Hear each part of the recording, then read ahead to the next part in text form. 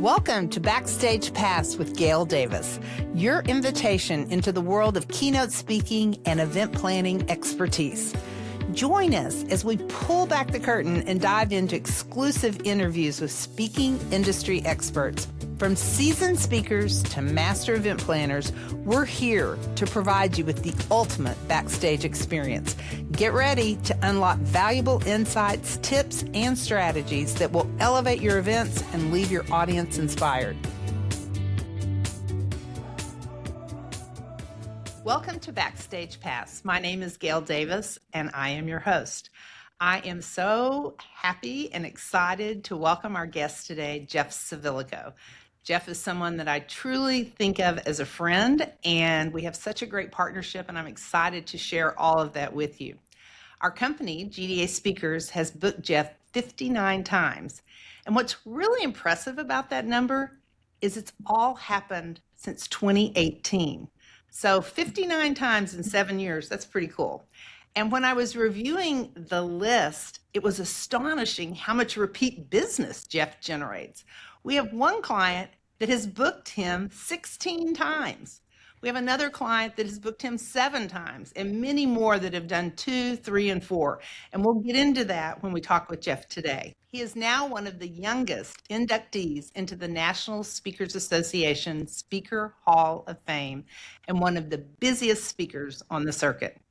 Jeff blends comedy, physical performance, and also, believe it or not, research-based insights. And all of this combined helps audiences feel lighter and more connected to their work and to each other. Welcome, Jeff. Thank you so much for having me, Gail. It's great to be here. What perfect timing. Yesterday, I watched the new special, Jeff Civillico, Comedy in Action. And I watched it on Prime Video, but I know that you can also watch it on Apple TV, Google Play, and YouTube. That's pretty cool. Congratulations. Thank you so much. I love that you took the time to watch it. Well, it's interesting because I thought that I really knew you, but I found myself pulling my camera out and making screenshots. And one of the things that I didn't realize, maybe you've told me, but perhaps your humility prevented you from telling me, but I thought it was cool to learn that you were the youngest Las Vegas headliner to produce and star in your own residency on the script. But as an entrepreneur, I did not realize that you managed all of the business, all of the creative aspects.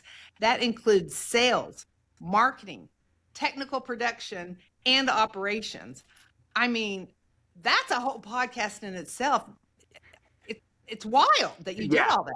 Yeah, it's honestly kind of a hidden secret in Las Vegas, this model called four-walling, where you are, as the talent, you are the star of the show, but you're expected to handle, as you said, all of the business operations. So it's almost like Caesars Entertainment or MGM or these other conglomerates say, congratulations, we think you are talented enough to rent our space.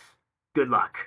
And they assume, the casinos are pushing you and you've got this, nice fat salary. And that was kind of like a throwback to the Frank Sinatra Rat Pack days where the talent would be seen as bait. And the casinos would pay the talent X amount of dollars to do their show there because they know that so many people were going to come into the rooms, the buildings for gaming, F&B, shopping, nightlife, all of that was just going to be a drop in the bucket to what they would pay the headliners. But that model is, it still exists in some fashion today in Las Vegas and some of the, the real top performers. But even a lot of the names that you might suspect, they're really more of a, rev share, rent, split model where there's certain thresholds that they pass and there's different splits. It's a lot more complicated. The house always wins, right? Even on the business side. I thought it was beyond creative that you rode the unicycle from one end of the strip to the other. I won't mention what you were wearing. I'll just say people should watch the documentary to find out. I still have the booty shorts. Oh, you do? Yeah. Yeah, it's worth watching to see that. Yeah. So before that happened, and the documentary does a great job of going back. Like you had so many different stages. And I think one of the first ones was in your kitchen for your grandmother. Yeah. And I love, and I'd love for you to share it with the people that are listening, but I love your insights into why that mattered to you and all about connecting from such a young age. So, would you elaborate on that a little bit? Absolutely. And I love the story of performing in the kitchen. My dad totally steals the show, right? Telling all those stories about, me burning the pots, the pot holders and all that, trying to juggle torches, and my mom running down and smoke, hearing the Yeah. smoke going off. But yeah, when I look back on it now, I feel like at first it was all about the juggling, and then it became more about the entertaining. And then it became more about connecting. And now I feel like I'm in this phase where hopefully it's about the inspiring. And that's kind of the path that I've taken. As a kid, I was just obsessed with juggling. And as you said, I would do these little juggling shows in my kitchen for my grandmom. And Graham was the best first audience because anything I did, I'm the grandson, right? Like it was Yeah. amazing, Yeah. just a great kind of training ground and practice. After dinner, it was showtime with Jeff. I'd pull out the card table, and the dorky kid, I had the confetti vest and the matching bow tie and the top hat, and I tried all sorts of different skills, if you can call them that. I just even things like pulling the tablecloth off, right, with things on the table, Sure. and the plates break and everything else. Doing little magic shows, and juggling was what really stuck, though. And now when I look back on it, it actually kind of makes sense. It seems pretty random at the time, but I was really into sports and I was really into arts. I'm so grateful that my parents were always very supportive and just kind of opened everything up to us to say, hey, try everything, right? They encouraged us to really try all these different extracurricular activities and growing up. And juggling is really the perfect combination of sport and art, if you think about it, because you have to be coordinated to do it. It takes a lot of practice, a lot of discipline, a lot of hand-eye coordination. But once you start showing people you're juggling, you are an artist. And you have this opportunity to take the audience on a journey, on a ride. You can make them laugh. You can get them involved. You can tell stories. You can weave the different routines together. The transitions are really, if you look at a good performer, they might have really, solid bits or routines, but it's the transitions and how seamlessly they weave in and out. That's when you can tell, ooh, like that guy, that gal, she is top tier. So these shows in the kitchen just kind of enabled me to play in a sense and just explore.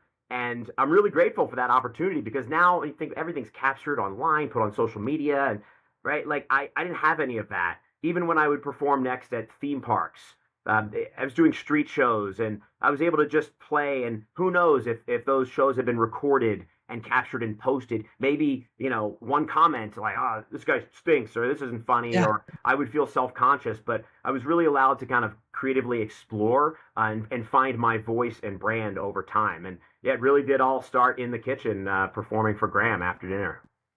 So, you said she was a great first audience, and now you've done thousands of live shows. Is there something that's universal in terms of what audiences are really craving when you walk onto the stage? I think it's that authenticity.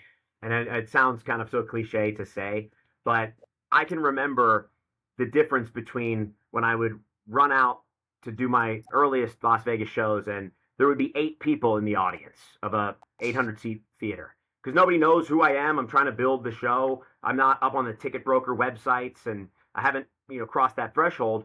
And instead of saying, ladies and gentlemen, good evening, it's like there's 8 people there. Like just Yeah. talk to them because Yeah. they're all thinking like, did we make the right choice here going to this show? Yeah. Like where Yeah. is everybody? Yeah. Right? Yeah. And they Yeah. walk through all this construction to get there.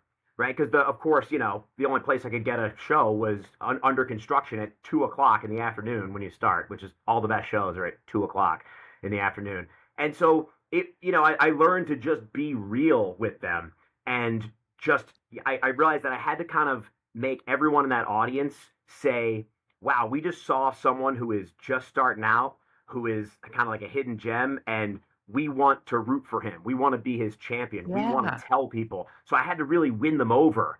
And I Mhm. remember making the bartender who was in the back, he became like, Ed McMahon for me. He was like a character in my show. I mean, we did everything. I brought people up on stage. We sat in a circle. We would, just whatever kind of would happen in the show. I would just let it evolve so that they knew that they were seeing a completely unique experience that was never going to be duplicated, and that made them feel special, like they saw something, that they wanted to talk about and tell people about. So I think, it gets a lot easier when then the crowds are bigger and they're aware of who Sure. you are, and you have some kind of credentials and street cred and all that. But it's kind of like comedians when they say they love those earlier shows where they didn't have anything going for them and it was hard and they had to just win them over, just but through sheer will and determination of saying, like, I am gonna bring this audience along for the ride no matter what. And I think that takes a lot of time and just reps to develop. In the intro, I mentioned that when I was doing my research over the weekend, I couldn't believe how much repeat business you have brought to yourself and to GDA speakers. And I believe I know why, but I'd love for you to talk a little bit about why you think clients bring you back, because I'm sure there are people listening going, how could you possibly bring the same guy back 4, 7, 16 times? Talk about that, Jeff. I think it comes down to a few things. Number one, trust. At the end of the day, we know a lot of event planners and producers, and they want to have the speaker be incredible and make such an impact and everything. But even more so, they oftentimes want them to not lay an egg, right? To not bomb, because that could really ruin an event. And it's a high pressure, high stakes situation, right? So you have to show that the trust is there. And I think when you do that effectively, oftentimes you show that you're easy to work with. Oftentimes, it kind of plants a seed in the client's mind to know, I can trust on this person and we're going to build something next year together. And I think that's really important. That's kind of the second point, I think, is really being more of an event consultant as opposed to just someone who shows up and, hand me the mic. Who is this? I used to work on cruise ships years ago, and there was always that joke of the comedian who's like, hey, it's great to be here on, and they open up the shirt, the jacket, they're like, on the Holland America cruise line. Yeah. It's just like they're doing the same thing, just kind of phoning it in. Yeah. And if you create something unique for the client each time, then the client trusts you, but also there's a familiarity with the audience as well that you can kind of guide them almost throughout their journey, because we all know as organizations go through challenges and industries go through challenges, it can be calming almost and reassuring that when there's a familiar face there guiding them. And so I really do try to say, hey, I want to be in this process together with you. Let's create something awesome, because when you rock it, the clients are happy for a minute, and then the next thing they're going, oh my gosh, how do we top this next year? Yep. Like, it's so hard to just enjoy. Yeah, they're like, no, you were awesome, but like, oh my gosh, like what? Like they're already asking me about what are we gonna do next year? And when you can be that, kind of helper, right, consultant to them to say, and it's not about necessarily rebooking. And I have said to people who has said, oh, we want you back. I'm like, no, you don't. You think you do because you're all excited about this one. But I can tell sometimes it's time to bring in someone else, right? And I can kind of tell, I like to, leave them wanting more. And a lot of times, like you said, I'll do 10, 15 times. And it depends on what the event is bringing to the table and how much, like, if there's a different theme that I can work with, and Sure. different material, and what I'm going to do is going to resonate. But I think just having the client in mind first to know, yes, we can build something together, it's going to be awesome, or having the honesty to say, I appreciate that, but actually, I think you should go back to Gail and you should use someone else. Here's who I think might be like a good short list for you to kind of guide them a little bit, so they feel like they're being taken care of still. I think some It's of those are interesting because you did produce your own show. And so I think that event consultant, that production mindset, there was one guy on the documentary, and I think he was with Caesars Entertainment. Yeah. And he says, Jeff has the same energy on stage or off stage that he has on stage. Yeah. And I think that's true because I've seen you in action when you're on site and you're like, no, we could do this, or how about this, or oh, let's bring this in. And that's really a unique gift. So I think that Thank you. also is part of it, along with the trust and the confidence and Thank you. being that event consultant. Talk to me about this. Hold on, can you see it? So Fun Jeff Civillico is doing research projects. I I mean, know. what Who, in the heck? who would have Talk to thought? me. Right. So, by the way, you in your hands, you right now you possess the only printed copy of. Did you leave it behind on purpose? I did. I printed out two, and I gave one to you, and I sent one to John D'Amato, the photographer, and to do some photos. So I'm going to do a big print now. Yes, that's a very unique copy, the original print. Ooh, okay, well, I'll keep it close. Yeah, there you go, under the short leg of the couch. Yeah. So, yeah, as I'm hosting, I'm seeing all of these speakers, and that's such a hidden benefit. Just as a speaker, I mean, you've booked me for some of the most incredible events, and obviously, in and of itself, being there to host is a phenomenal experience. But I often feel like I'm getting paid to sit in the front row and learn just alongside everybody else. And sure, I have to maybe do a recap afterwards, or make a transition or comment. So maybe there's a little pressure there, but I see that as actually kind of motivation to really pay attention, turn everything off. Like my phone's not on during maybe an attendee might be, kind of casually checking in or something. I'm like zoned, locked in, because I want to know what I should emphasize and use for my recaps, and I end up getting all these fantastic nuggets of info that I apply. So I've seen so many different speakers, and I realize that the best speakers, the most impactful speakers, always have their own research. They're always citing their own data. And I realized that in order for me to really kind of go to that next level and really kind of lean into this next phase of my career, that I wanted to pull on that thread of everyday influence that initially kind of started with the TEDx talk. I did this, TEDx talk, and I used that term, and it resonated. And it was a reference to Peter Panic, the street performer who chose me to be the volunteer, who I circled back with, and we performed together, and that's, the basis of the special. I realized this all happened before the internet, before social media. He didn't have a platform in the traditional sense that people would think. And yet he started this ripple effect. Everything that I have done since, he's a part of. He started all of that. And why did he start that? Because of his presence. He was kind to me. It was a one-on-one moment.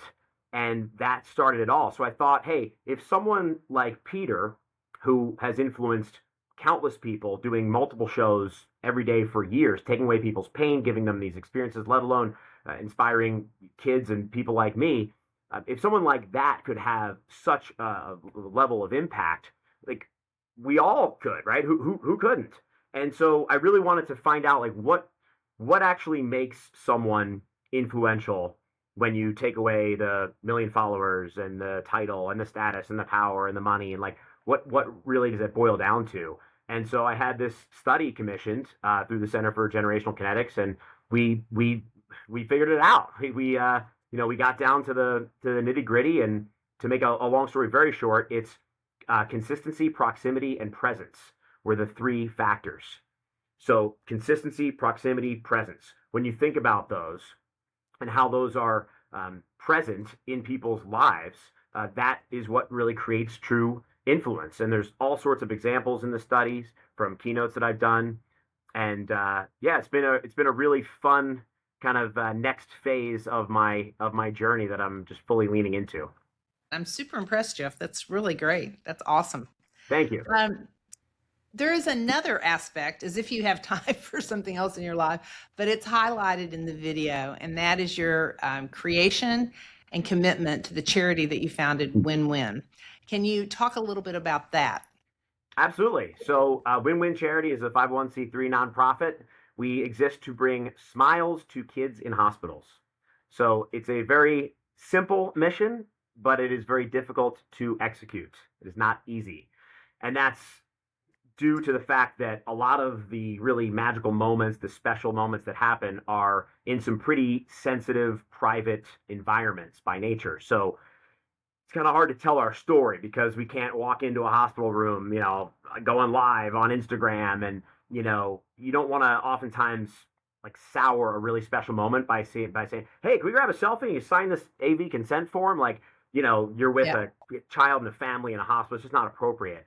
And so, on select occasions, we're able to develop relationships, and our people will say, "Oh, I really want to share my experience," and kind of help us get the word out. But yeah, that's really kind of my heart. I love it so much.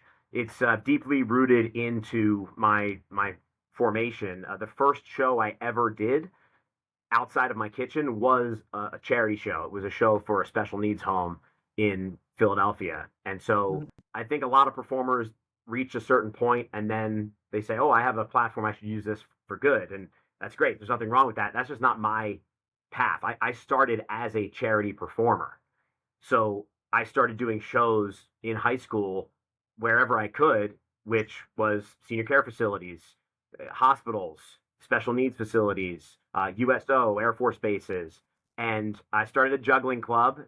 You remember from the special, and the coolest kids in our all male high school were the juggling club, and we would do these shows at senior care facilities and hospitals, and that's where I fell in love with performing. All through high school, all through college, I was doing shows for Boys and Girls Club and Big Brothers Big Sisters and Special Olympics, and I never really thought of making it a career. It was just kind of something fun that I did until I had an opportunity to perform on a cruise ship, and thought, hey, this will be fun for a couple of years after college, and then we'll see. And I kind of just made a commitment to myself that if I ever am not enjoying this, then I'm gonna move on. But as long as I'm enjoying this and I'm supporting myself, then I'm just gonna keep again like pulling on that thread. I'm a very curious person. I'm like, let's just see where this goes. And I graduated from college in 2005, so here we are 20 plus years later, and still going strong. I don't think I'm gonna have to go to law school. I know that I have a client who has used you multiple times, and I remember they always have a give back component as a part of their Hmm. event, and thousands of them worked with you to create these kits for kids. Yeah, Can you talk a little bit about that? Because that might be an interesting thing for planners who are listening to keep in mind how they could, create an experience for their attendees. absolutely. So we created this program. It's called Care Kits for Kids, and we utilize the hospital network that we have through the nonprofit. That's given us access to all these children's hospitals. We serve over 100 children's hospitals every week with live entertainment and virtual shows through our platform on LeaderPass. And so many clients have come to me and said, "Hey, we always have a give back component. We always have a CSR opportunity. We see your nonprofit. Is there something we could do to support your nonprofit?"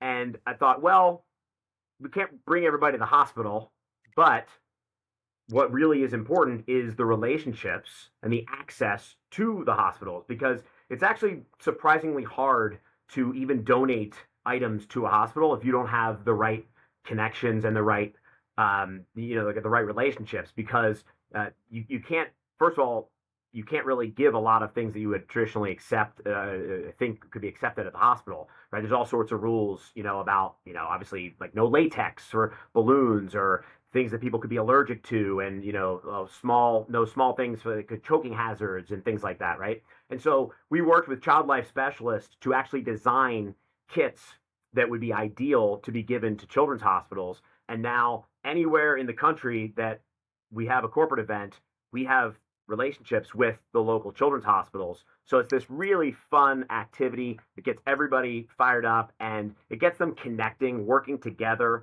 It's lighthearted, but it's still meaningful. Again, as the MC, a lot of times this is an add-on. It's tagged on as maybe that 3 o'clock, 4 o'clock spot where it's like, we can't quite let them go yet, but they're fried. They've had 4 keynotes, two breakouts, Yep. all this to work, and the award show is in a few hours. We want to give them a break. but we need to do something to kind of still have some meaning and content. So it's kind of the perfect, really like light, but again, still very meaningful piece of a meeting. It's perfect to open up a show to get people in the morning connecting. It's perfect at the end of the day, like I said, when people are kind of ready to be done with sitting in a chair. This gets them up on their feet. Yeah. There's music on. It's active, and man, I've seen a lot of companies, they really get into it. Team names, they're super competitive. Some of them are saying, "Hey, we made 100 boxes, you made 60," but then the team's saying 60. But say, "Yeah, but it's all about the quality. Look at the quality, the creativity here." And yeah, it's been a lot of fun. That's probably my favorite actually activity, corporate offering to do, because the hospitals are so grateful, and they're there on site, which is a really nice touch. They're talking about how this is important, why this is important. Yeah. And then they always send pictures and videos of the kids receiving the boxes, and it just makes you feel like, hey, we actually did something, made a difference, really good for the community where this event is. And hey, if like you can, have a great experience and have it be meaningful, that's the true win-win. So it's really special. Jeff, my friend, this has been so much fun and very, very insightful. I know that I personally have witnessed you bringing energy and professionalism and heart to everything you do. I hope there are some new event planners that are listening to this today who will reach out to GDA speakers, and we can collaborate on how to best bring you in to make a big impact with their teams. So until next time, Jeff, thank you so much, and keep doing what you're doing, because it truly is making a difference. Gail, I would be remiss if I did not say thank you to you and your team. Honestly, you and your team, you were some of the first to really see me as more than the dancing bear, so to speak. I love being the dancing bear, the entertainer, but I think you saw that there was a little more. There was something, a little more depth and substance behind just the juggling, the balancing, the stunts, and all that.